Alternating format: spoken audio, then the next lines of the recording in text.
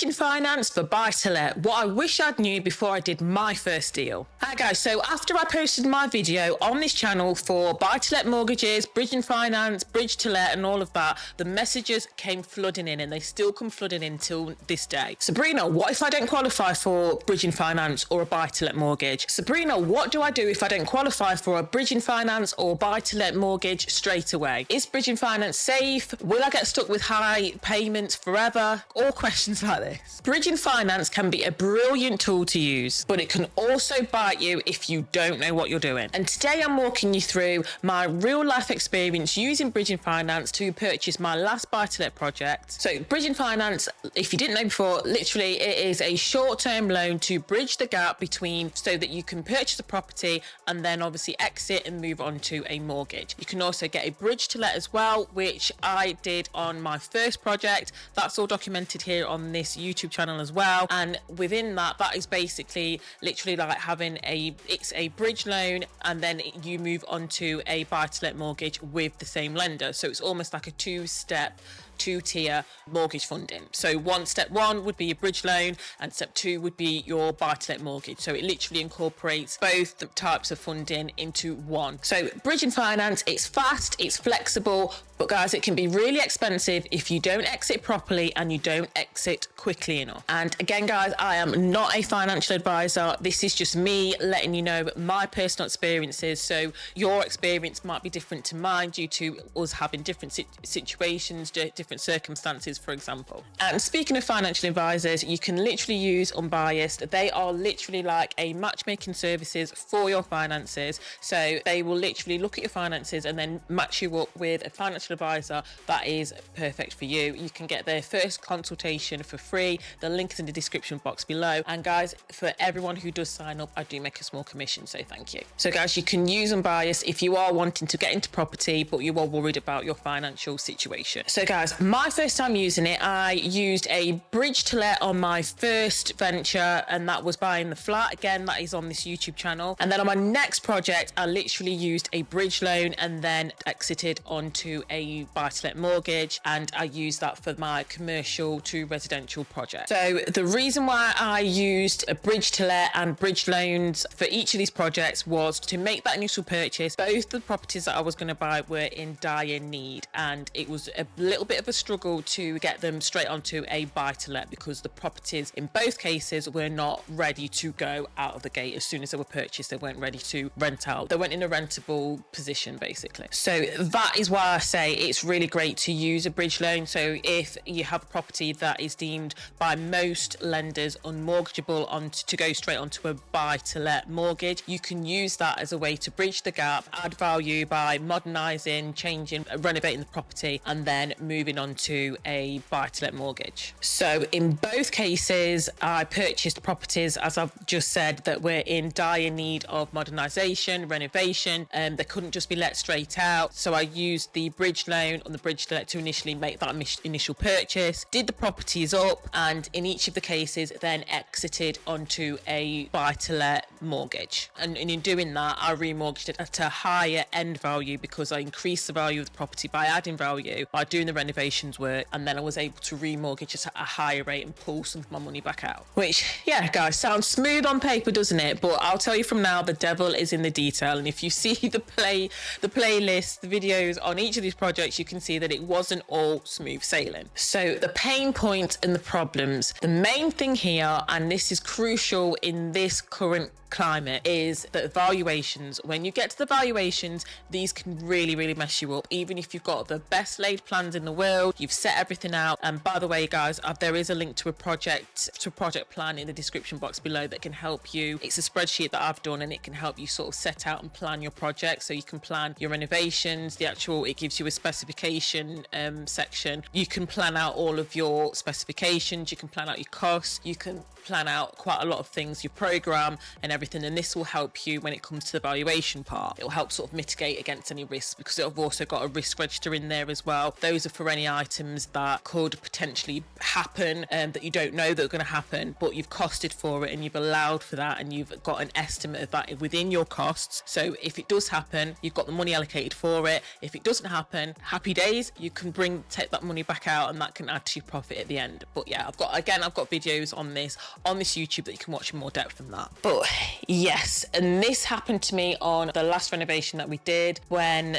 obviously interest rates, they're still sort of up and down at the minute, but they were really, really volatile at the time. It was when Liz Truss sort of announced her budget and everything, all hell broke loose. So the original valuation for that project, that commercial project that I did, when the valuers were quite spooked by the market being so volatile, so they were being really, really conservative with their valuations, and I still think they're slightly doing that today. My mortgage advisor still tells me that, you know, lenders are still quite twitchy about things, so valuers are still quite being really, really super conservative and undervaluing properties. Again, if you want to speak to my personal mortgage advisor, her details are in the description box below for some advice. But yeah, needless to say, my initial valuations, which was all perfect at the time, we were going to go for these valuations so that we could go on to a buy-to-let with a new mortgage advisor once I had added the value and done the renovation. Every single time we went for that, the value was kept undervaluing because they were spooked by the market, until we got a decent valuation. So that can be a bit of a nightmare. So yeah, we went to lender valuation a few times,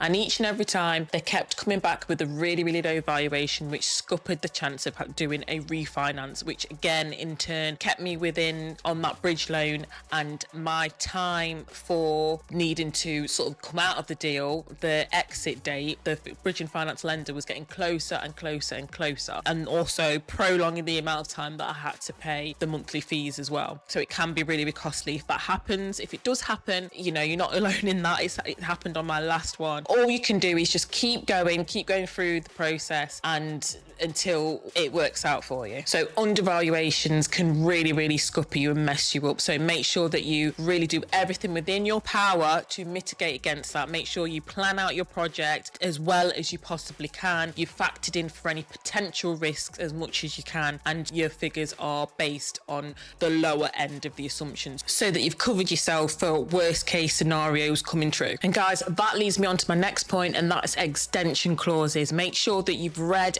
everything that's on that, because if the worst was to happen and you do go beyond that date and you've not extended that extension period or anything like that, the fees can really, really kill you. It was literally really, really close to that agreed date that we'd set for the renovation and to have moved on to a buy to let, and if that had happened, that was going to cost me quite a lot of money on extension fees. And as well as the extension fee, they can also charge you added interest rates as well. So keep an eye on the small print, have a look at that, and make sure that you've costed yourself well enough and you've planned out your program. You've given yourself enough time. If you've said you need 12 months, say, just for the rule of thumb, just put down that you need 18 months, just so that you've got that extra bit of wiggle room. Now, the next point is that legal costs are no joke, and especially if you are purchasing as a limited company, there can be extra added costs involved in it. And also if you are doing the bridge to let finance, it's almost like, because it's two stage, it's almost like you've got two sets of legal fees to cover for each stage. Obviously they'll work out a deal, they'll give you that so that it's reduced for you. They'll give you a personalized quote for that process. But to me personally, it feels almost as if you're paying two sets of fees. And you've also got to make sure you remember the independent legal advice. Again, that is if you are purchasing in a limited company. That can almost seem like a waste of time, because if you are purchasing as a limited company, you've also almost got to see yourself as the third person. It's you, your company, and you know it's that kind of thing that you're looking at. You're almost lending money to your company so that you can purchase a property. So you've got to see yourself as the third person almost. But yeah, if it's anything like me, you'll have to have your independent legal advice session with an independent solicitor that you are originally dealing with, depending on what sort of situation you've got going off. But in my experience, I've had to have a totally independent solicitor that I've used. They've not been able to incorporate it together. It's not too bad. I think I paid about £270 270 plus VAT for the last time, and you literally go in and they just run through and just make sure that you know exactly what you're entering into, and they run through the offer and everything with you, and then you sign it off separately to your company. And they'll go through everything with you. Again, I'm not an advisor, I'm just telling you this is what I've had in my experience. Drop in the comments below your experience as well. So you'd have almost like a legal set of minutes of the meeting, the agenda and everything, and you'd go through everything with that independent solicitor. Again, I've got more in-depth videos on this on the channel already. And again, guys, your exit strategy, make sure you've got an exit strategy, not an exit fantasy. When I was exiting at the time, I couldn't foresee anything else in what was going to happen, and I didn't expect Liz Truss and everything to do what they did and for the market to react the way it did. I don't think anyone could have predicted that, but it just goes to show you that you get delays. They are things that are beyond your reach, beyond your foresight can happen, and it can cause delays. So just make sure you bear that in mind and you plan as much as you can. More delays is going to equal more interest, more cost, more fees. That is what is going to eat away at your profit. So guys, top tips from me, I would say make sure you've got your exit strategy nailed. This is why I kind of really preferred the bridge to let process, because you do everything. You get your bridge and finance, and then you move on to your buy to let portion of the mortgage, all with one lender. So from the get-go, you know what your exit strategy is, so it gives you that certainty. You've just got to make sure that you plan everything right and you give yourself enough time for the actual project, and that is what I want to be heading towards moving forward. So yeah, if you can get a bridge to let, I really highly would recommend getting a bridge to let over just getting the bridge and finance, because as I said, it gives you that certainty, takes the stress away. And with the way things go sometimes, I mean, it's calmed down a little bit more now. It was up and down for the last few years with interest rates, which was making everyone jittery within the market, which, as I've said earlier on in the video, it made the valuers really conservative and really low and undervalue so many projects. My next tip, guys, do not borrow to your limit. As I've said before, just so you can have that buffer, make sure when you're doing your project and you've listed everything down, as well as having your contingency for the project, you've also analysed and looked at your risk, and you've got a costed risk register. Again, there's videos on this channel as well to describe what I mean by a risk register and how to approach that. Check those out and they'll help you. Another tip is that you could choose a lender that uses like a retained or a rolled up interest, so that you're not making the monthly payments as you go along, but just at the end when you come to remortgage or refinance. That's a tip. So then you're saving that monthly cash flow for later on down the line. That's if that's going to help you. Again, make sure you research this and look into it and make sure that it's right for you and your circumstances. And my next tip is to use a really good mortgage broker. Again, my mortgage broker's details are in the description box below. You need someone that knows your circumstances well and specializes in whatever your circumstances are. For example, me buying in a limited company, my mortgage advisor's got loads of experience in that, and a lot of people will do now, but she's really great with that. So she knows me, she knows what I like and my finances and things like that, so she can give me a deal that really works well for me, not just looking to get a kickback from the lender. Yeah, you need to really make sure that you do your research and you have a really good mortgage advisor fighting for you in your corner. So guys, bridge and finance, it can be really good. It can unlock deals that other people might shy away from because of the limitation on lending, so that it can be a really good tool for you. But just remember, it is literally a ticking time bomb. It is a ticking countdown clock, and use it wisely as a stepping stone for your next buy to let, and use recklessly. It's a one-way ticket to Stressville. And guys, if you've got a bridging finance horror story, pop it down in the comments below so that we can all learn from it. And again, if you're wondering how to actually practically do a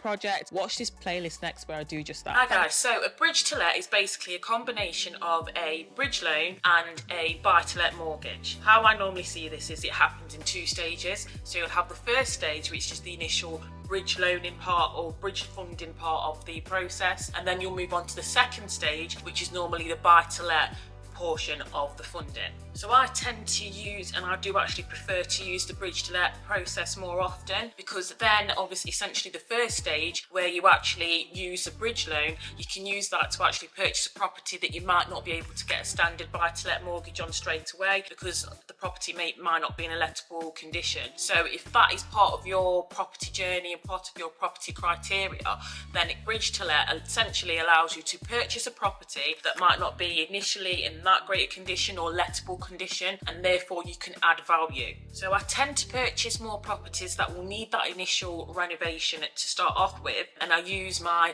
ROI tool, which there's a link in the description box below, to first analyse the deal so that I know everything about it and I know roughly my figures and what the end value is going to be. This allows me to add and build in profit from the get-go, and then I can pull that back out and use that and recycle that deposit and use that again. So essentially a bridge to let will allow you to do that.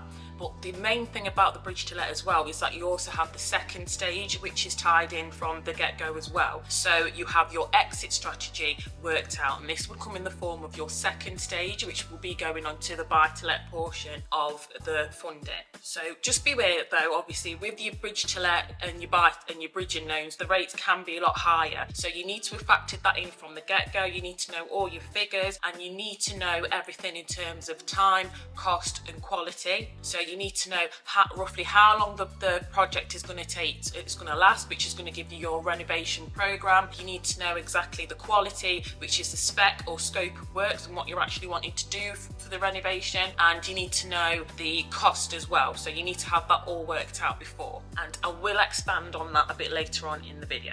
Yeah, and I'll do more videos in the future just comparing the two processes, comparing the bridge to let and the bridging process, because I've been through both of them. So just comment, compare below if that's something that you're interested in seeing. Yeah, so on the last project that I did, which was at the Nook where we have the two flats combined, this one to me seemed a lot more stressful in terms of the processes than doing the Woollerton flat, because I feel like even though it was still stressful trying to push through the renovation, it's been more stressful afterwards trying to find a good deal to go on to afterwards. So I would say the bridge to let overall is still stressful but it's the lesser of the two evils, because then at least you have got that certainty of literally you know what your exit strategy is. You've just got to make sure that you do the renovation within budget and that you do it within the allotted time frame, so that you don't lose the rates that they give you for the buy to let portion. But again, I'll go more into that later on into the video. So the next point you need to consider as well is your fees. It does tend to be more expensive because obviously, as I said before, in my head I normally see it as two stages. You've literally got two sets of solicitors fees that you've got to pay for. So you've got to pay for your solicitors fees while you're going through the first stage, getting onto the bridge loan, and then you've got your solicitors fees on for the second stage when you go onto the buy to let stage as well. And also, if you are like me and you're purchasing in a company name, you need to bear in mind that you've got extra fees that are tied to that also, because I had to also pay for independent legal advice to go through that as well. There are extra fees with the bridge to let, so yes, just make sure you do your research and make sure you have a really good broker on board. Obviously you're going to have to pay their fees as well. My broker's details are in the description box below. You can always contact her if you've got a couple of questions on that. And you've also got to bear in mind with the fees as well, depending on what particular deal you go for, there might be early exit fees as well. Again, as I said, your mortgage broker should be able to go through that with you. They'll go through all the terms and conditions of your deal right at the very beginning. And also the bridge to let deals that I've done, or the bridge to let funding that I have received as well, they've been for interest only, so you'd have to bear that in mind as well. Now with the bridge to let as well, you really need to know what your numbers are. You need to go through and analyse your ROI. I mean, I've got videos also on this channel for your actual buying strategy, so your property, your overall property journey and your property criteria and what you're actually looking to buy, property that you're looking at or you're sourcing, and make sure that it's going to give you the ROI that you're expecting and the ROI that you really want to be achieving. So just make sure you know all of your numbers, you know your end value as well. That is really important. You need to not overinflate that figure and just make sure you have a realistic end value in mind, which again I'll go into more detail on that later on in the video. Also analysing your initial sort of investment figures and numbers and your return on investment and things like that, and knowing that, you also need to make sure you know your figures in terms of your quality, your time and your costings as well for the actual project part of the bridge to let too. So you need to have a robust specification, you need to have a robust scope of works. You can always go to maybe a builder and get them to give you a quote that could help you out with the specification and also help you out with with your programme and your costings as well. As I said, a robust programme of works there, so don't under or overvalue the time that you think it's going to take to renovate the project, because obviously when you're going for the second stage, or you want to transition from your bridge loan onto the second stage, you need to make sure the lender will give you a set specific time for that. So again, I've got a free Excel spreadsheet that's linked in the description box below. It's a project plan. It will help you out with your scope of work, your specification, and give you a rough programme of works and help you figure out your rates. So that's in the link in the description box if you want to download that. So, and this is what I was talking about earlier on in the video. My next point, it's your risk. You need to mitigate as much as you can against all your risks when you're going for a bridge to let, because there's a lot that could go wrong. As I said, you have your exit strategy already built into this from the get-go versus with just getting a standard bridge loan. So again, you've already got that certainty and that sort of peace of mind in knowing that, right, as long as I've gone through the stages on the renovation, I can trigger that second stage, and it's with your lender, and you can then go on to that. Just make sure you have a backup for your backup as well when we're talking about risk. So make sure that you build in adequate time on your programme for you to do each stage of the renovation works, because the lender will ask you for that up front at the beginning when you're going through the actual process. Make sure that you really do have a reasonable renovation time, so that when it comes to that point, when you are renovating your project, you've actually given yourself a little bit of wiggle room and you're not under fire to get the project done, and you're not under pressure to make sure that you get the project completed within a certain time. Because if you don't complete it within a certain time that you've said, then you may lose the rates they've offered you for the buy-to-let. So just make sure that you have a decent amount of time set aside for your renovation. It could be 6 months, it could be 12 months, maybe 18 months, but just make sure that it's a realistic time, so it's not too much where you're paying too much of those high fees on the bridging part of the bridge to let, but also you're not underestimating the amount of time, so that you're not under pressure when it comes to the renovation and then going on to the buy-to-let stage. So, but I will do more videos on the actual process of that, and I'll go into more detail in the process that I went through on the last 2 flats that I've done as well. So yeah, as well with the risk, what I had to do on the Woollerton flat, because this was all going through at the time, as I've said in other videos, it was all going through at the time when Liz Truss kind of caused all that uncertainty in the market, and I had really good rates locked in for the buy-to-let portion, and then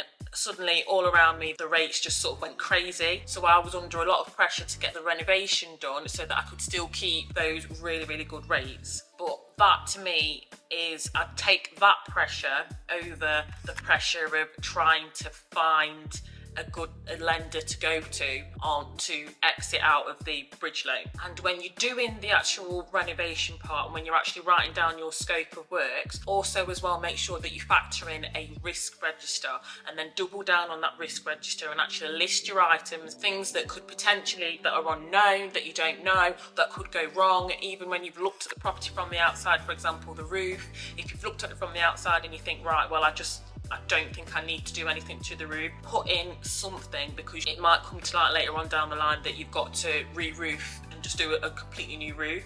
But at least if you've set that out from the outset and you've put a pot of money aside for that, you've got that as well as on top of your contingency. So you've got that there should you need to access that funds to fix that roof. So make sure that you've got it all itemised down. So possibly maybe if you need to dig a little bit deeper on your foundations, for example, maybe you need to do damp proofing, it might look like it's all right, but just put some money aside just in case for that. Those would be put together on a risk register. Again, there's a section or a tab on the project plan that I have that's linked in the description box that actually goes through that. It will give you a chance where you can import items, and it will give you, and you can put on the side of it an actual cost to it as well. So it's good to have that, and if you show that to the lender as well, it just shows that you've thought about things on a deeper level. You've not just bunged in a contingency like 10% for the whole build, for example. It actually shows that you're going over and beyond, and you're actually costing adequately, and you know, you're actually looking deeper on a next level of could go wrong. So you're basically, in other words, you're managing your risk a lot better. It gives that overall professionalism and that experience of an experienced property investor to potential lenders. So it's a great thing to have. And also, when we're talking about risk, be really realistic with your end value. Just make sure that the predicted end value, it's not inflated in any way. Obviously, don't undersell yourself, but in this day and age, a lot of valuers are tending to down value properties and things like that. So just make sure that you factored that realistically in from the start. Otherwise, your figures are all going to be all over from the get-go, and you're only going to be disappointed, or you're going to get a valuation where you're not going to get as much back as you thought you were, and it's going to increase that overspend limit. So yeah, make sure that your end value is realistic. So things to have as a bare minimum to get a bridge loan, it's good to have experience already with property investing. Even if you've done one property you've purchased and you've done that up, that still shows you've done it in the past. So in their eyes, you're an experienced investor or an experienced property developer. So yeah, having that experience is good to have as a minimum. Having a good credit score, again, I've got videos on my channel if you are struggling with that. It was something that I struggled with, just to make sure that you get your credit history and right up there so that you've got the best rates available to you. Having equity in the property, again, analyse your numbers from day one. Having it gives you an excellent exit strategy, so make sure that you know that you're going to get a really good rental yield back from the property, and that kind of reinforces your exit strategy to the lender. So it says, right, when I go onto this buy-to-let, I'm going to be getting a decent yield. And again, all they're looking for is return on their investment as well. So as long as you've got that there, that would be great. Having a valuable property in a really good area. Again, you're going to be looking at the numbers when you first see a deal. Make sure that you've got a property that's in a highly sought after rentable area. The mortgage lender is going to be getting a return on their investment. So get a property with a healthy demand for rental. Have just a good general report and history with the lender. That's great to have as a minimum. I use Precise a lot for some of my lending needs, so I've got a good rapport with them. And just literally having a great overview of the market and knowing your rates that are going to be charged. So literally doing your research and having that there. So guys, as I said, that was me just sharing a couple of points from my personal experience. I am not a financial advisor, I'm not a mortgage broker. My mortgage broker's details are in the description box below. As I've said before, she is absolutely amazing. Contact her if you've got any queries or questions, and she'll be really happy to help you. I've been working with her for years, and I hope you liked the video.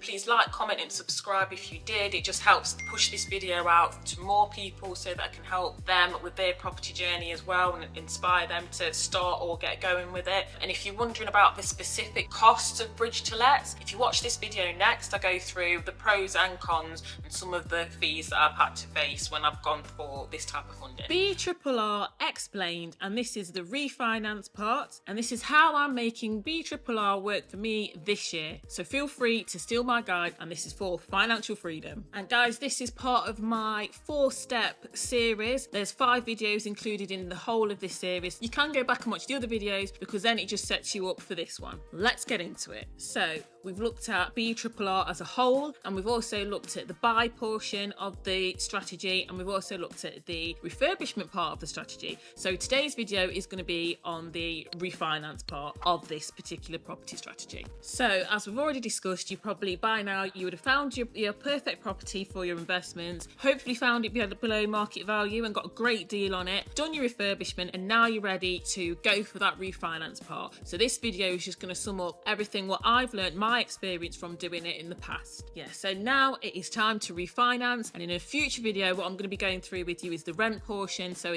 that will be going over actually getting a lovely tenant in your property so that it is generating an income on a monthly basis for you. But yeah, this bit is literally where the magic happens. This is literally where you pull out all of the value that you've added through your refurbishment or whatever method you've put in place for you to add value, and then this is going to give you deposit back, so you're going to recycle your deposit so that you can then go again. So we'll effectively rinse and repeat the process so that we build up a lovely strong portfolio in the future. Yeah, so what does refinancing and remortgaging actually mean? This is literally where you actually go onto a completely new mortgage loan, and you're doing this for a set specific reason, whether it's to get better terms, whether it's to get better rates. And in our case as investors, it's going to be so that we can do a combination of almost all of those things, but the main thing is to get that end value and the profit that we've built up within this and get that out of the property. So literally what that means for us as investors is that we're actually replacing that initial funding with a new buy-to-let funding that we're going to be sourcing via our mortgage advisor. So for example, we'll be going off the initial purchasing funding, whether it be bridge loan, whether it's a cash buy, and then we're actually going on to a proper buy-to-let mortgage term. And in my case, this is what I've done in the past, the properties that I've shown on this channel. So with the initial flat that I showed you before, if you look on the playlists that are already on the channel, this was all part of a bridge to let process. So it's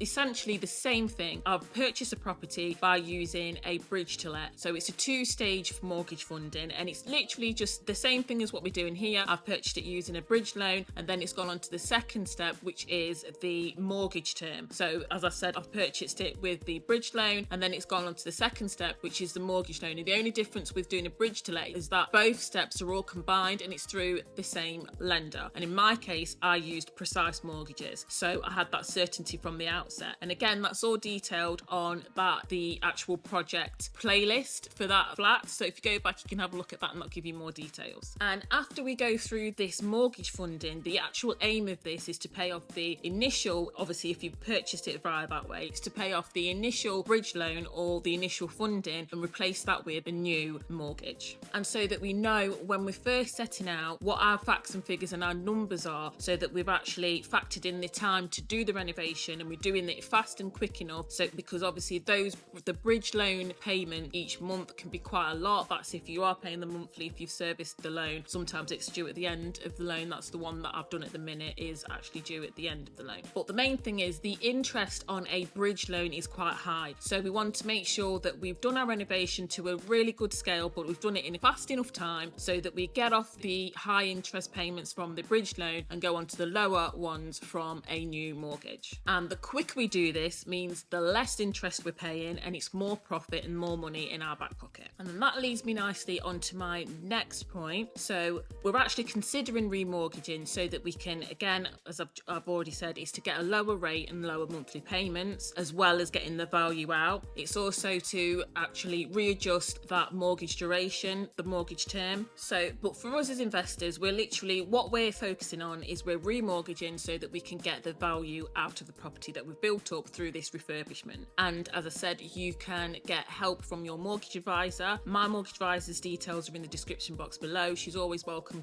for anyone asking her any questions and literally just getting in touch with her. So that's down there in the description box for you if you want to speak to her. So when we're actually refinancing as well, we're actually looking at personal finances and making sure again that those are in check. I have videos on here already on what I've done to improve my credit rating so that I can get the best rates available, because again, this is something that your mortgage advisor is going to be looking at. But also if you are looking at your personal finances and things like that, yeah, Unbiased are really, really great. They're literally like a dating app but for your finances. So it's brilliant to go if you go on there. As I said, the link is in the description box below. It is a commissioned link, just so you know, so I will make a small commission if you do sign up. Thanks guys. But yeah, the brilliant thing about them is it's all based on your personal circumstances, and they will literally match you up with a financial advisor or a product that is best for you, but based on your personal circumstances. And they have been kind enough to say if you do sign up, you will get your first month free. So you've got nothing to lose. Thanks. Yeah, so if you do this, I mean, the only downside is at the minute, the market, it was kind of a little bit stable, but for me, I'm finding that it's still a little bit going up and down, but it's a hell of a lot better than it was. So yeah, just make sure you keep an eye on market conditions. This is why, guys, I always say do your research, make sure you look into everything and make sure you know the ins and outs of everything before you actually make any type of financial decision. But yeah, that is probably only going to be the main sort of disadvantages. Obviously, if the market conditions are really, really uncertain right now, we just don't know what's happening, whether it's up or down. But it seems to me, like I've said earlier, it's starting to get a little bit more stable. But as long as you've assessed your deal from start to finish, you should have factored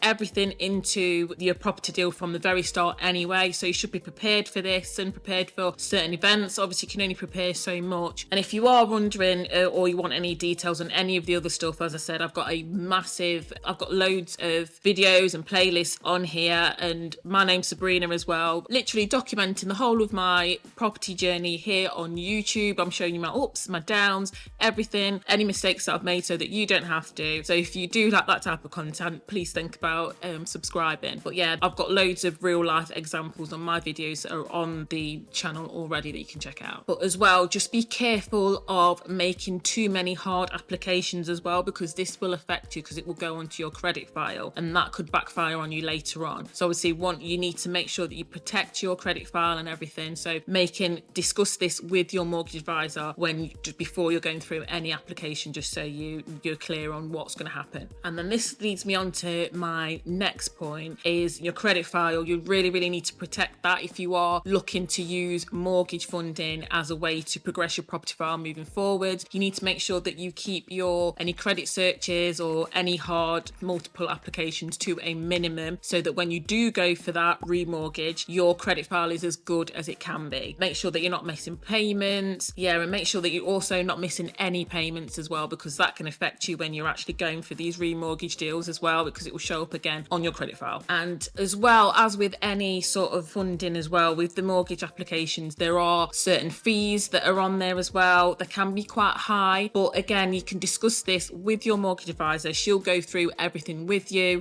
just to make sure you're aware of what you're doing and what the fees are and how it's going to be applied to the mortgage, whether it's applied to the mortgage term or whether it's not. Just be aware with that when you're going for these type of fundings, those high fees that the lenders can charge. All the other good stuff as well, solicitors fees, valuation fees and everything like that, which can mount up and it can be quite high. And also make sure you discuss all of your priorities with your mortgage advisor as well when they are looking for these deals for you to go out and remortgage on. Are you wanting to get as low monthly payments as possible, which probably everybody is, one of my goals as well when I go to remortgage. You do want a shorter mortgage term, better interest rates, all things like this. You'll discuss this with your mortgage advisor before they're going out to go find these deals, and they'll just detail that in a nice lovely report for you as well. Again, everything always goes back to the start. You'd have done your initial research and worked that into the deal at the beginning, so that you kind of know, and you know what you're aiming for. You know what kind of profit or equity you want to be building up when you're adding this value to the property at the beginning. So just make sure that you're that you're checking your figures, and that whilst you're going through every part from buying through the renovation and you get to this point, you're still expected to get that equity that you're wanting to have at the end. Obviously, valuers are a law unto themselves at the minute. I'm feeling like they're downvaluing quite a lot at the minute, but that's just so that the down values was because the market was so uncertain. But yeah, just make sure that you've got your figures and you know what equity that you're planning on pulling out of the property and out of the property deal at that time. And just make sure that aligns with the valuer's estimate as well. So there's a lot of checks to sort of go through. And again, nothing is guaranteed. What we want to do is plan and mitigate and build up to a point where we're getting around that. There's no surprises when the valuer goes out and comes back. So whatever equity that you've sort of built up in there, you're going to then, once you've remortgaged, that's going to be used to pay, as I said, to pay off the initial bridge loan and then leave you with profit at the end of it. That's if you've purchased through a bridge. So you'll get that lovely redemption figure. This will all be worked out through with your solicitor, so that you know if you have done things like how I have done things and how things were done with the flat that I did. So there was the redemption figure to pay, which is the figure and amount left outstanding on the bridge loan, and then that new buy-to-let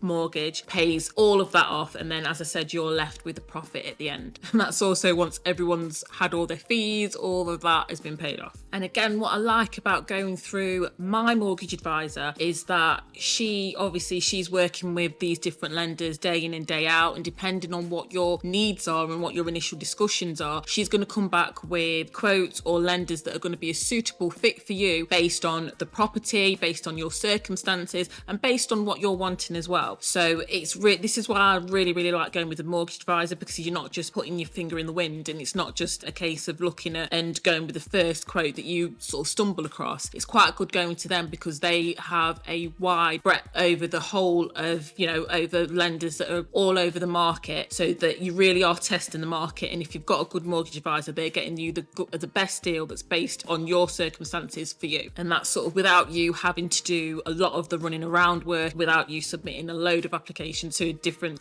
people. So when you initially go for this, your mortgage advisor, when you've got the offer that you want to go for, your mortgage advisor will package it all up together, get all of your documents ready. So whether it's your 3 months bank statements, whether it's your 3 months business banking statements, your pay slips, or your business statements and your business business information, financial information. She'll collect, or they will collate that and put that all together and put in a submission for you. And this is after you would have probably got an illustration from them. So they would have put all the information together, and based whether you're happy for that quote or that offer on that illustration, if you're happy, she'll then collate all that information together and then submit that for you. You'll then get solicitors quotes and things like that as well. So yeah, my mortgage advisor also helps me out sometimes with solicitors quotes as well. I've got a couple of solicitors that I also work with here. Once you've accepted the offer, the application's gone in. So once you've put in for that initial, you've got that initial decision in principle back, and then you've put in for your application and all things like that, that's when you'll start to get your solicitor. You'll be looking at getting solicitors.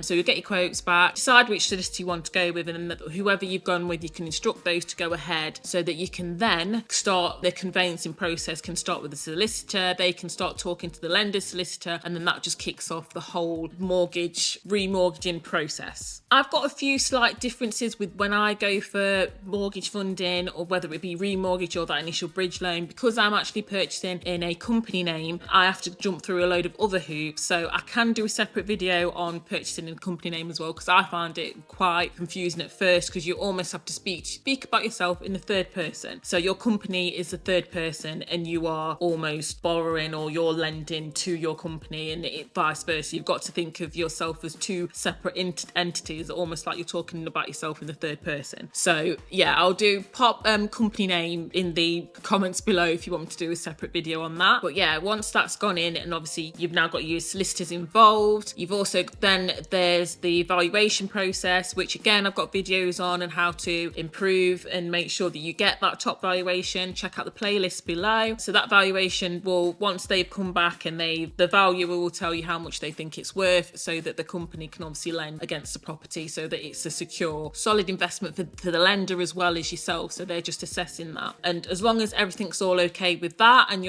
that's happy, they're happy, you're happy, you know how much money you are going to be pulling out of the property, you know how much you're going to be left with, then the whole process will just continue to sort of go through. Each solicitor from each side, from the lender's side, from your side, will continue to talk to each other and go through that whole conveyancing process. You'll probably have to import, there might be questions back and forth, and a couple of queries come back through to you that you'll have to then send back to your solicitor, and yeah, and then that they sort of talk to each other, and then it goes back and forth until it's actually complete. And again, with purchasing in a company name, you'll also have to do your separate independent legal advice as well. That'll be done by a separate solicitor to make sure that you're entering into legal financial agreement of sound mind. So they do that as well, so that it covers themselves, so that as if you are purchasing in a company name, that is, if anything happens, it still ties you in. So you have to act as a personal guarantor to your company as well. So it all ties you in. So if anything goes wrong, they literally can come after you, and it covers them. So obviously before, I think if it dissolves and it goes under, you can just ride off into the sunset. But what mortgage lenders will do, they will tie you into it personally by saying that you have to personally guarantee this loan, and you have to go through independent legal advice so that you understand that that's what you're doing and that's what you are entering into. So it is not a light-hearted process. It is a very serious thing that you are entering into. So you need to make sure that you know everything in and out. And this is why I say, if you talk to either a financial advisor, you can use Unbiased. Again, the link's in the description box, and you can also speak to my mortgage advisor. They can give you some advice as well. So yeah, then you'll literally sign your life away. You'll sign all the legal documents and everything. Again, you are signing for your company. There'll be a witness involved as well on some of the documents that you'll need to have on hand to make sure that that is you. Again, also you need to have made sure that you've given certified ID, certified proof of address, and all stuff like that. I've gone over this in other videos. It's just someone will have to write a sentence saying, "Oh, I certify that this is the likeness of you," and something along those lines. And for your photo ID, and it'll be the similar type of thing for your proof of address. And then obviously then your solicitor's fees and whatever fees will come off the end amount. And then finally you'll get all your papers to say that you've completed and everything like that, and your final figure that you're going to get paid out to you. Yes.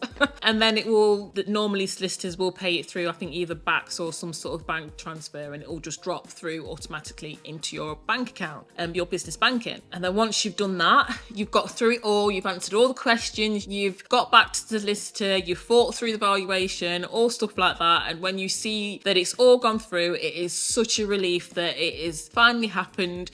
You've got your money through, you've got off the bridge loan, and you're officially onto the buy-to-let. It is, as I said, it is such a great feeling. It's like the world has just come off your shoulders. But yeah, and then it's all done and complete. So guys, yeah, it is a long process. It's a lengthy process, especially here in the UK. It takes a while because everything's got to go through everybody. It's going back and forth through the solicitors, it's a valuation process, and it is a very stressful time, and it does take a lot from you when you are actually going through the process. But once it's done, you'll forget about it and you'll be so happy. But if you've got any other questions that you want to ask, just pop those in the description box below or send me an email. I'll be happy to answer them for you. I use bridge loans and bridge to lets to maximise profits and add value to all of my property deals. And today we're going to talk about it, and I'm going to tell you how. So bridge loans can either be your best friend or they can be your worst enemy. But if you use them correctly, they can literally maximise profits that you get from all of your property deals. And stay tuned till the end because I'm going to tell you some game-changing bonus tips, and also we need to delve and talk into some of the pitfalls that you can fall into with this type of funding. As a bridge loan will allow you to add value to a property, and you can do this by doing a renovation or a deep refurb on a property. And of course, as most of you know, when you are going for a buy-to-let mortgage, unless that property is ready to go from the get-go, it's habitable and basically it's ready for somebody to move straight in, most of the times mortgage lenders won't lend and give you a buy-to-let straight away on that. So a bridge loan or a bridge to let will do just that. It will bridge that gap, allow you to do a full refurb, maximise all your profits by adding a great ton of value to the property, and then therefore you can switch and then move onto a buy-to-let portion. What is an unmortgageable property? Well, that can be literally anything from something really significant that you can see straight away, for example, significant damage, like flood, fire or something like that, to something that may be a little bit more harder to spot, i.e. like non-standard construction. A lot of lenders will not lend on things like that. So some of the most common reasons for properties to be unmortgageable is if they're uninhabitable, and by that it means if there isn't a working kitchen or a working bathroom, if there's significant structural issues with the property, if it's non-standard construction. I mean, even in some cases it can be things like spray foam insulation, it can be, as I said before, serious structural issues, it can be things like Japanese knotweed being present, just the property is literally unsafe and unfit for people to be in there. And as I mentioned before, serious structural issues, really bad cases of damp and dry rot, things like that. That will all probably bring up red flags when mortgage lenders come to look at the property. When the valuation goes through, they'll look at this and they might deem it mortgageable due to that. So then obviously your deal would probably fall through. What a bridge loan will do, it will allow you to still purchase that property, do the renovations, and then eventually move on to a buy-to-let. Or if you do get a bridge-to-let mortgage funding, then that's in almost two stages. So then you'd go through the bridge part of the funding, and then you'd go on to the buy-to-let portion, so you'd have your exit strategy from the beginning. So the advantages of buying an unmortgageable property, as I've said before, it means that then you can then add value, you can get yourself a real bargain, you can also use that as a really good negotiation tactic. You're actually creating and building in profit before you've even begun to do anything to the property. That is our goal. Our goal is to maximise profits and squeeze profits as where and when we can. So obviously, in order to actually decide how much you're going to actually offer on an unmortgageable property, so you really need to know your numbers, you'll need to know your purchase price, you need to know your stamp duty if that's relevant, you need to know your cost of renovations, you need to have also a risk register and contingency built into that scope of work, so you know exactly how much, or a rough idea of how much it's going to cost to refurb that property. You'll need to know all of your finance costs, all of your other hidden costs, your estate agent costs, everything like that, all the costs involved in actually purchasing that property. If you're purchasing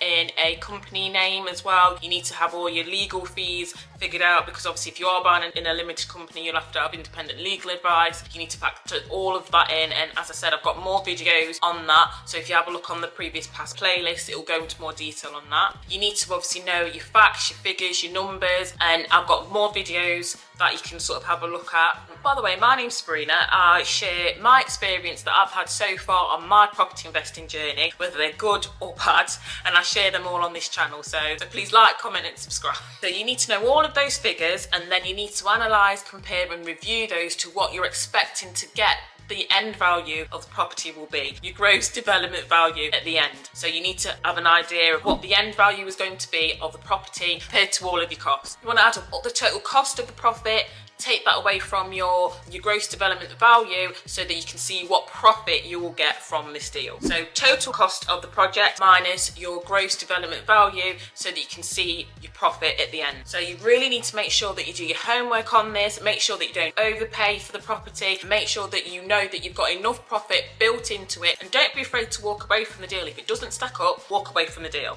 If the property is deemed unmortgageable, 9 times out of 10, somebody else has obviously or probably has already tried to purchase a property, and the vendors might then become motivated sellers. So this is a real good bargaining tool for you, because obviously if you are buying on a bridge, it's almost like you're buying in cash anyway as well. So that's another bargaining tool that you can use to really drive home and get a really good deal on these properties. So in a sense, what you're actually doing is you're taking an unmortgageable property and you're actually solving the problem as to why that is unmortgageable, and that is how you're building your profits. This is how you're adding your value. This is how you are maximising your profits from the front end of the deal. But yeah, also, as I said before, do be aware that obviously for unmortgageable properties, there's going to be a less of a demand from people to purchase these properties. They're probably going to be people that are experienced developers that are interested in that, and they might have a lot of cash buying power. But as I said, don't let that put you off, but also don't let that get you caught up into a bidding war. You're paying over the odds. And then there's also the other end of the spectrum where somebody who may be a first time buyer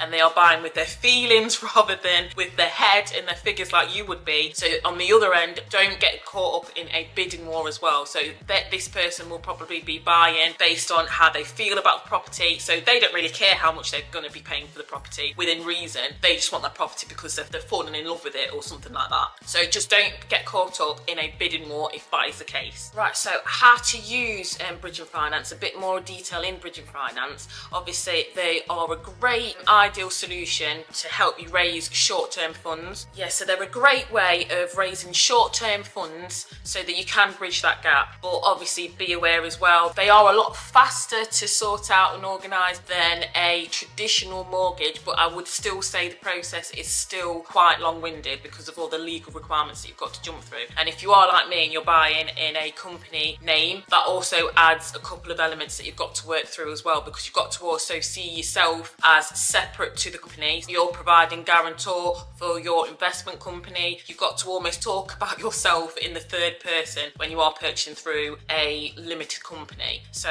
yeah, you're acting as guarantor, you're borrowing your company, the deposit and things like that, and there's also all the legal ramifications that come with that as well, and an extra cost as well that you've got to pay for. So whilst bridging, it is a lot quicker than a standard buy-to-let mortgage funding, but it's still the way the UK is set up and how it is with actually purchasing properties, and I know you've probably seen this on other content creators videos as well. It's still quite long-winded. It's still long-winded. You can't get past that process any more than normal. It is still a long-winded way of purchasing property. It's slightly faster, but with everything that's happened in the past, with obviously COVID, with all the things that happened when Liz Truss came in, with the interest going up and down and the volatile market, it's still a lengthy process to go through. It is a lot quicker than the standard buy-to-let, but it's still a long-winded process. And also, you'll have to bear in mind as well your rates and obviously the legal fees and things that you pay to set them up, and also the actual rates of the bridge loans. They are a lot higher because it's meant to be, it is what it is, it's meant to be a short-term fix. So you should be going on there to do your renovations and then bam, off it and go and exit onto your mortgage or your buy-to-let mortgage. So your rates are a lot higher because it is a short-term lending process. And in my experience, I think most of the offers and deals and things that I've had put forward to me from my mortgage lender, they've been around 75% loan to value rate as well. So most of mine that I've managed to sort of get a deal on, they have been around the 75% loan to value rate. So yeah, bear that in mind as well. So that then means that you've got to have a higher deposit. So you'll have to have almost like a 25 to 30%.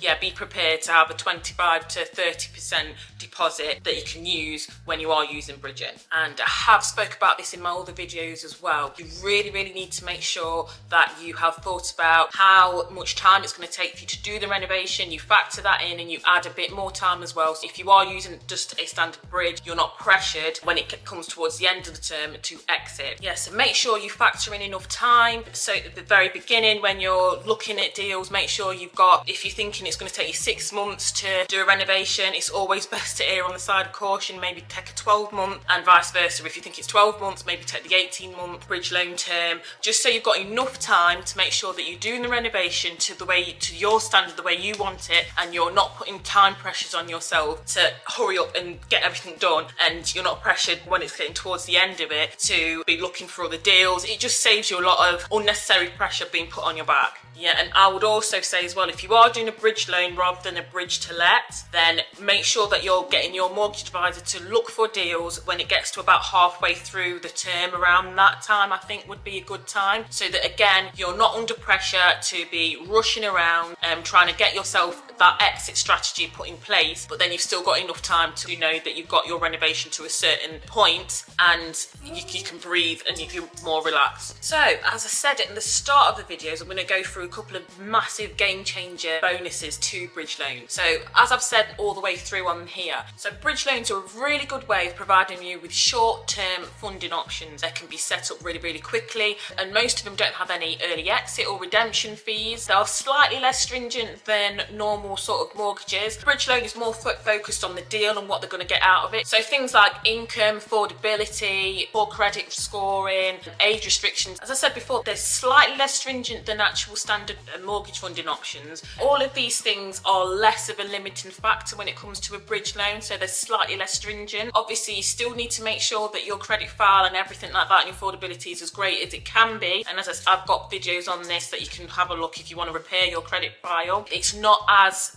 strictly stringent as standard buy-to-let mortgages. So that and the fact that they can be set up so quickly, great bonuses when your property journey strategy is the way I've set mine up, which is to actually add value and through doing renovation. With bridging, it is extremely high risk, guys. It is not to be taken lightly. It can be, as I said, your best friend, and the highs are just as bad as the lows. The lows on bridging loans, you can become unstuck really quickly. As I said, the fees are high, the rates are high, everything is high because you are paying for convenience. You are paying for a short-term lending model. So you are paying through your nose for convenience. It is expensive. It can lull you into a false sense of security with them. You have got to be so careful with bridge loans and bridge to lets, and you have got to know your numbers, and you have to have a really good mortgage advisor in your back pocket just in case anything happens. You've got to make sure that you pay your bridge loan on time. I mean, this is the same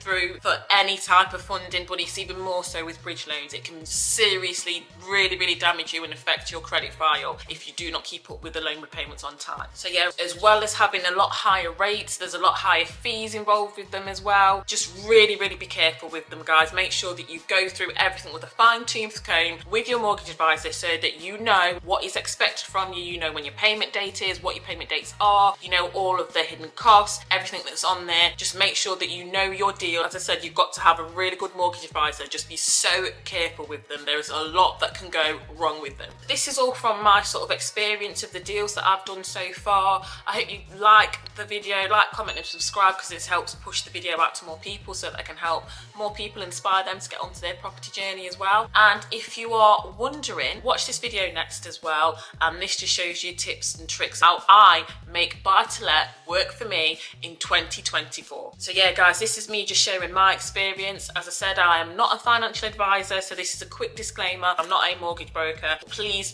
do speak to a good financial advisor or mortgage broker, so just so that you know everything on whatever deal that you're wanting to go for and you're fully informed to make really good financial decisions. My mortgage advisor details are in the description box below. Maximise your remortgage valuation through these property investing tips and strategies. So in these uncertain times, valuers are being more and more cautious and more conservative, shall we we say, with their reports. And these can cause you to have a down valuation, which can then affect your property deal and cause that to even fall through, which is what's happened to me recently. If this happened, it can be really detrimental to your progression on your property journey, especially this year, and it can even stop you down tracks before you've even begun. So in this video, I'm going to share with you some insights that can help prevent and mitigate against you getting a down valuation and just help stop your property deals from falling through as well. And stay tuned till the end, because I'm going to be giving you some invaluable tips on how to increase and maximize and get the highest possible valuation price you can. But first, let's explore what a remortgage is versus a standard mortgage when it comes to property investing. So a remortgage essentially means it's when you onto a new mortgage loan when your old mortgage terms are ending, and if you still intend to either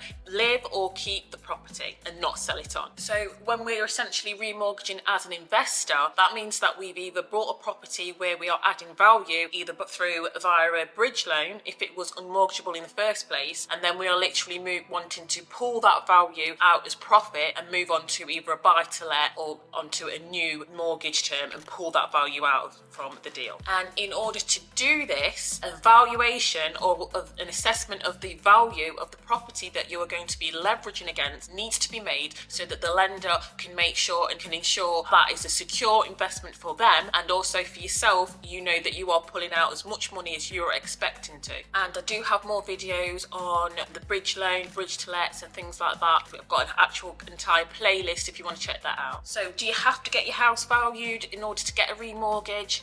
Yes, you do, because the lender will want to ensure that they are actually making a good investment themselves and that the property is actually worth as much as you say it is, and you've done the work that you've said you're going to, in the case of if you're an investor and you're adding value. And it's a safe bet for you as well, so that you know that your property is worth as much as you think it is. So how to get a valuation for a remortgage. Now this might be part of the process of the actual remortgage itself. The lender will appoint a valuer to go round, and then you might have to pay for that, or you never know, you might be one of the lucky ones that gets it as a free incentive for you to go with that certain lender. In the remortgage processes that I've gone through, I've had to pay for them. The lender will normally appoint a chartered surveyor that will actually come out, and they should come out to you and actually have a look. And obviously in the case of us investors, we would have submitted a scope of works, so that surveyor will come along and just check that you've done all the works that you've said you were going to do, and just do their due diligence just to make sure that the property is a secure investment for that lender. And they'll also do some sort of desktop study as well, just to look around the property, what's in the area, in the vicinity of the property and things like that as well. And they'll do some sort of comparative analysis, so they'll look at prices of properties that have sold in the area that are similar to yours and use those as indicators for their valuation. So if you've done things like you've improved, like what I did with the project that I've recently done, I improved the thermal conductivity of the external wall to the building, so therefore that makes the building more energy efficient. So this, even though I already had an EPC, I had a new one done so that would reflect the new thermal conductivity of the building, and then I handed that to the valuers so that they knew that was part of the scope of work, so that they know that was part of the works that was done. And in turn, things like that will add and boost to the value of the property. So what to expect?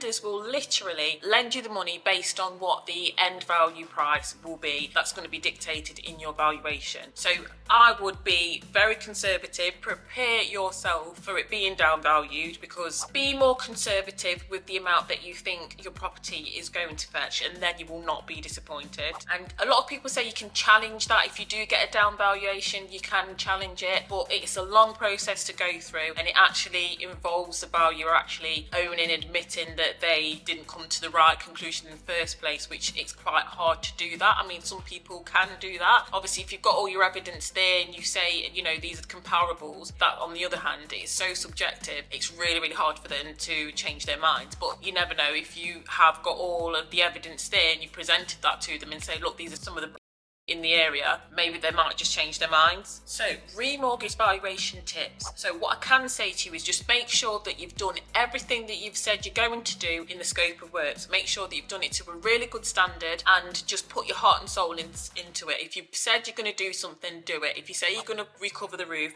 make sure you've recovered the roof. If you're going to redo the heating, make sure that the heating's looked at. These are the sort of the main things that you need to be looking at. So you just make sure that you get everything done. Like if you're going to do a rewire, make sure the rewire's done, the electrics is all working, and you've got all the certs for that. Make sure the heating's all there. Any energy efficiencies that you've built in, make sure that's highlighted and that they know that that has been done. All things like that can help boost it, and also make sure they come and have a look at the property while it is empty, so it's empty occupation. That is going to help you as well get that higher end value. And I've got more videos to come on the project that I've just done, but obviously if it was unoccupied, I think the valuation would have come back slightly higher. But again, subscribe to see that in more detail. But yeah, make sure if it is unoccupied, so the value is going in there with a fresh mindset, there's not a load of stuff hanging around and there's no tenants in there, that's probably the best way to improve and get that higher valuation. And you need to have made sure that you have factored in all your figures from the get-go. Make sure that all your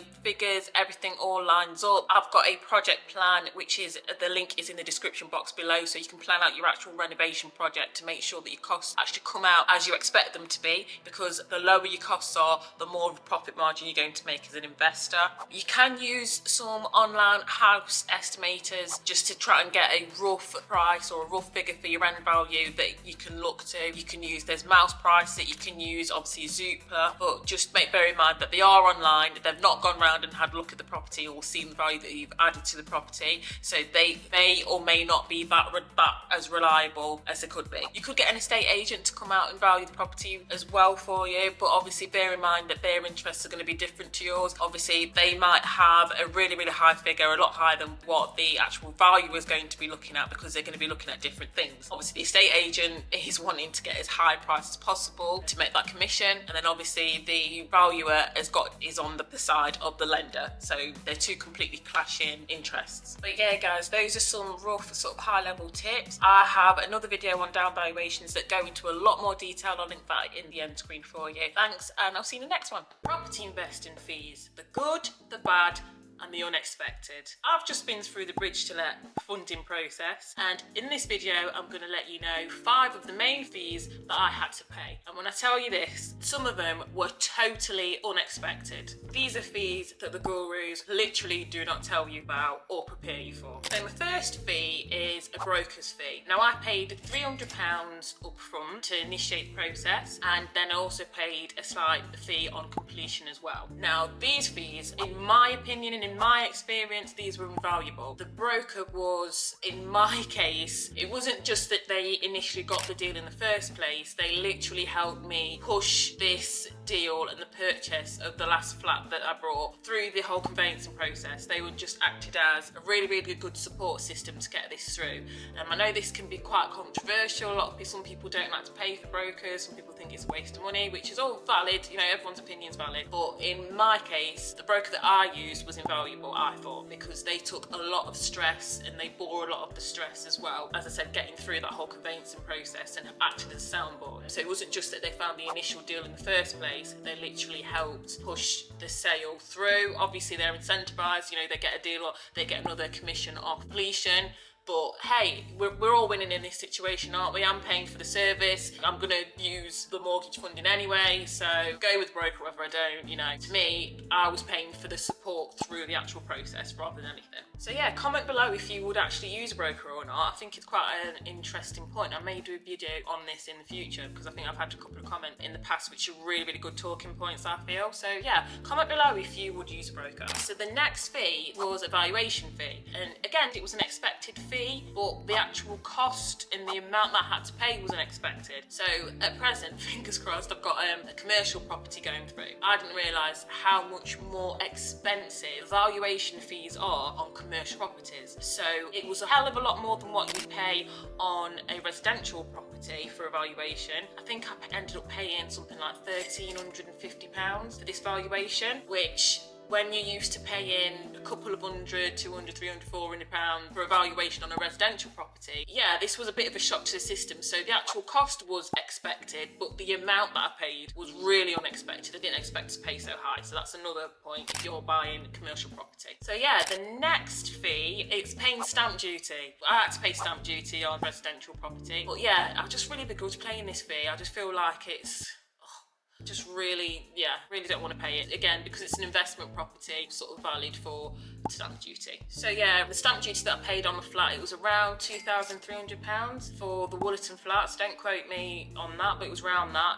But yeah, begrudgingly, I had to pay stamp duty because it's classed as a second property or an additional property. It's not a property that I'm going to be living in. So yeah, stamp duty, it was still a criteria for this purchasing this property. So the next fee was solicitors' fees we had to pay for them to actually do the conveyancing work, which was totally unexpected. But I also had to pay for independent legal advice, and I also had to pay for a director's loan agreement to be drafted as well. I'm actually purchasing the property in a company name. Again, I can do a video on how I'm finding actually purchasing properties in a company name if you'd like. Just comment down below. So yeah, because of the plan and the vision that I've got, obviously it's a hobby for me doing the property investment. I love doing it, but to make it more tax efficient and more smart, I've decided to opt for purchasing my properties or investment properties within a company name. So yeah, as part of that, again, probably should have done extra due diligence on this, but I didn't realise this. But going through the conveyancing process on the Woollerton flat, I had to pay for independent legal advice. It was a request from the lender, which added to the legal costs, and I'm also having to do that again on the property that I'm going through at the minute, and also getting a director's loan agreement drafted up as well. Hopefully I can keep the templates and reuse those and use them on the next ones and save myself money that way. But yeah, those were extra costs that I had to pay. And also you need to get your separate sort of draft board minutes and a board resolution documents drafted as well. But yeah, I can do videos on that in the future, sort of things that you need to know about purchasing a commercial or company name, just from my personal experience. So from a practical point of view and what I went through, I can also pop that in a video for you. But yeah, additional solicitors' fees, which again, it hurt. It hurt finding out that I had to pay that. It hurt. I'm still reeling from it now. And another fee that you'd have to pay is building insurance fees for the properties that you're wanting to rent out. So additional bonus fee for you. It's a given, obvious, but yeah. So yeah, as I said, this is all from my personal experience. Please, please, please, as I say in every single video, please do your own due diligence and do your own research and look into all of these. So yeah, I hope you liked the video. Please like, comment and subscribe, and watch this video next to see how I made sure last month was one of the most productive months I've ever had. Say hello to everyone. Bye. Bye. All right, thanks guys. Bye.